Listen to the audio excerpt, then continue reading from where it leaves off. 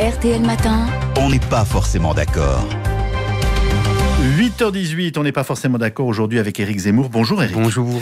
Éric, l'autorisation par le gouvernement de l'ouverture de la PMA pour toutes les femmes, en l'occurrence célibataires ou homosexuelles, fait réagir. Et évidemment, vous avez pensé à la chanson « Elle a fait un bébé toute seule ». Et oui, c'est comme dans la chanson « Elle a fait un bébé toute seule ».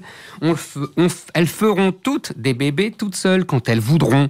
Comme elles voudront. Bienvenue dans le monde de la liberté, clament déjà les mouvements féministes. Bienvenue dans le monde de l'égalité, ajoutent les mouvements homosexuels. Bien sûr, il y a bien quelques grincheux qui croient encore en Dieu ou en la nature, qui rechignent encore contre cet immense progrès de la civilisation.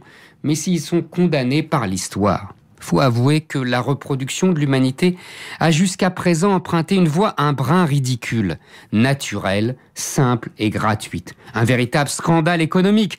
Dieu est comme les Français, il est nul en économie.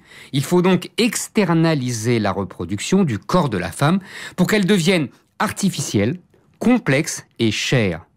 Très chère. C'est désormais chose faite, grâce à l'alliance entre la liberté et le marché, entre les libertaires et les libéraux, entre les féministes et les groupes homosexuels, entre le principe de non-discrimination des juges et le principe de la concurrence libre et non faussée de la Commission de Bruxelles, entre les idéologues de la déconstruction de la famille patriarcale et le big business, l'alliance des lobbies LGBT et des laboratoires médicaux. Ah, cela fait beaucoup de monde et du beau monde, beaucoup de réseaux médiatiques et beaucoup d'argent. Les politiques sont ou complices ou soumis, au nom des grands principes et des grands intérêts. Au nom de l'égalité entre les couples hétérosexuels et les couples homosexuels, on a eu le mariage pour tous. Au nom de l'égalité entre les femmes, on a désormais la PMA, procréation médicale assistée, pour toutes. Au nom de l'égalité entre les femmes et les hommes, on aura demain la GPA, gestation pour autrui. Emmanuel Macron, lui, a promis qu'il n'y aurait pas de GPA. Et vous savez, Yves, quand elle a fait voter le Pacs, Elisabeth Guigou a proclamé haut et fort le mariage homosexuel, jamais. Quand il a imposé le mariage dit pour tous, François Hollande a juré sur la main sur le cœur, la PMA, jamais. Quand il a promis pendant sa campagne la PMA pour toutes, Emmanuel Macron a répété la GPA, jamais. On connaît donc la suite de l'histoire. Quand le prochain autorisera la GPA, il dira « la GPA payante, jamais ».